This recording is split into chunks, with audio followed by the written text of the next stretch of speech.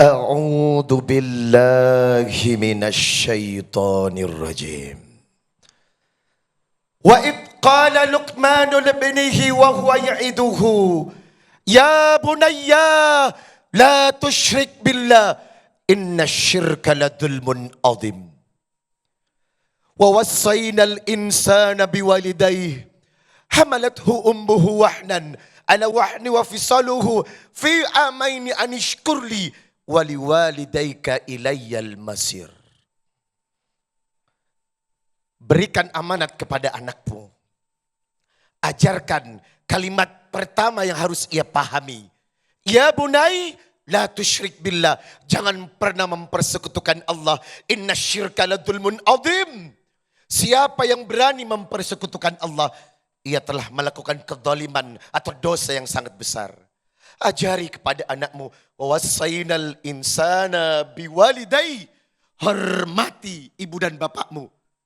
Hamalathu ummuhu, terutama ibumu yang mengalami 3 kelelahan yang tidak dialami oleh seorang laki-laki dan para suami saat mengandung, melahirkan dan menyusui. Bersyukurlah kepada Allah dan kepada ibu bapakmu. Quran surah Luqman surat 31 ayat 13 dan 14. Sadaqallahul azim, maha benar Allah dengan segala firman-Nya.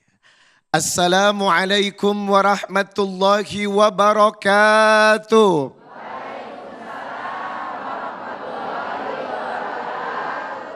Innal hamdalillah nahmaduhu wa nasta'inuhu wa nastaghfir. Wa na'udzu billahi ta'ala min sururi anfusina wa min sayyiati a'malina. May yahdihillahu fala mudhillalah wa may yudlil fala hadiyalah. Asyhadu an la ilaha illallah wahdahu la syarikalah wa asyhadu anna Muhammadan abduhu wa rasuluh la nabiyya ba'da. Jagalah keluarga dan rumah tangga. Harta yang paling berharga, pelangi yang paling indah adalah keluarga. Masya Allah, semoga keluarga kita masuk surga. Amin. Anak adalah aset. Memiliki anak berarti memiliki aset untuk bahagia dunia akhirat. Maka Nabi berkata dalam sebuah hadis riwayat Muslim nomor 1631. Idza matal insanun qata'a amaluhu. Setiap orang meninggal sia-sia semua apa yang diperjuangkannya. Illa min thalatha, kecuali 3 perkara yang akan menguntungkannya di dunia dan di akhirat. Apa saja 3 perkara itu? Min shadaqatun jariyah, perbanyak amal jariyah. Yang kedua, wa ilmin yunfa'u bihi, ilmu yang bermanfaat. Dan yang ketiga, wawaladin soleh yad'u lahu, anak-anak soleh yang mendoakan orang tua. Yang harus digarisbawahi, anak-anak soleh.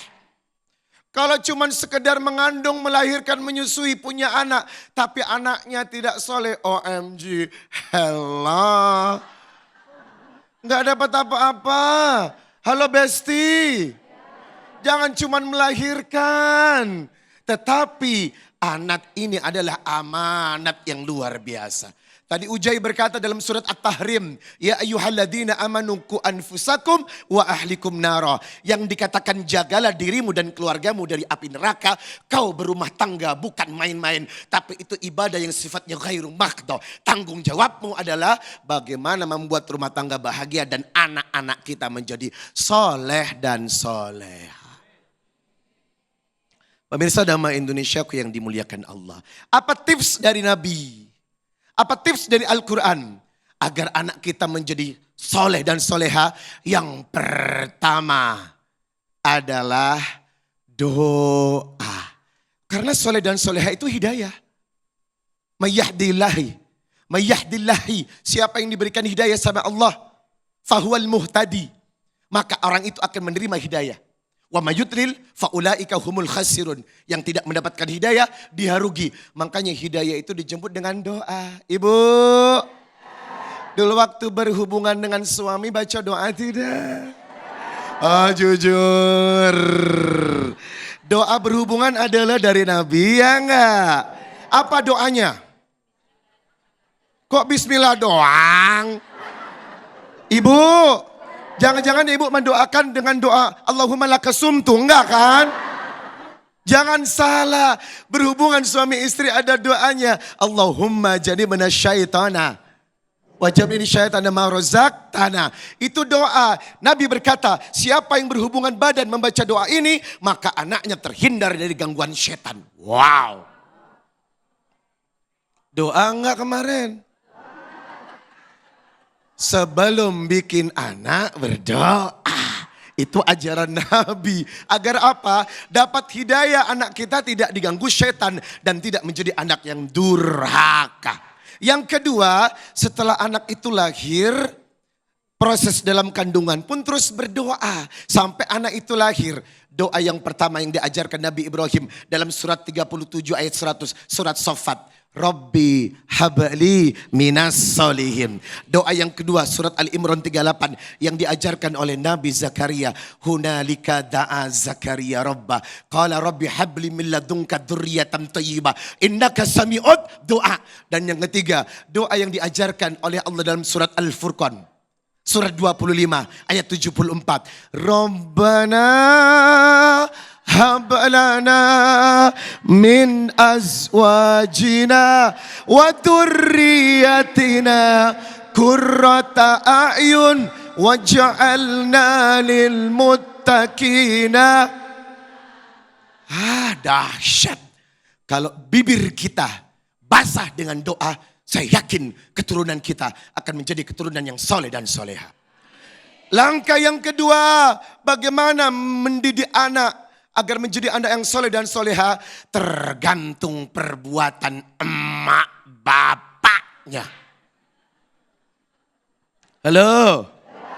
Emaknya begundal, anaknya begundal. Betul?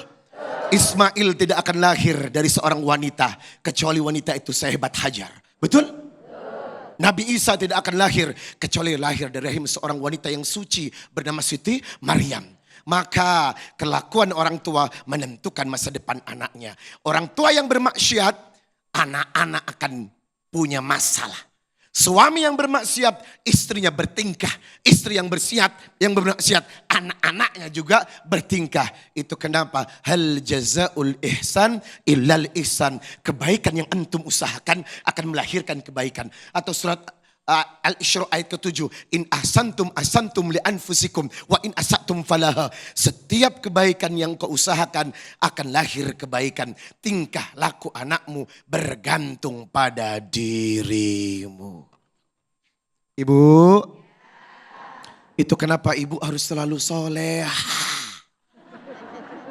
Ibu, engkaulah manusia yang mulia, derajatmu 3 tingkat dibanding kau mengandung lagi, mengandung terus. Wow. Terakhir, pendidikan Nabi berkata, muru auladakum bis salati wahum abna sab'i sinin. Ajarkan anakmu salat 7 tahun. Wadribuhum alaiha. Pukul anakmu kalau tidak mau salat. Wahum abna asyri sinin. 10 tahun. Berarti 10 tahun anak yang tidak salat ada punishment. Ada hukuman yang lebih tinggi. Jangan biarkan anak Anda tidak sholat. Karena perintah pertama yang diturunkan nabinya untuk keluarga kepada anaknya. Muru auladakum bis sholati. Didik anakmu untuk mengenal sholat. Wa farriku bainahum fil madoji. Dan pisahkan tempat tidurnya di usia 10 tahun. Jangan mau seorang anak tidur dengan ibunya di atas 10 tahun. Akhirnya terjadi perzinahan antara ibu kandung dengan anak kandungnya.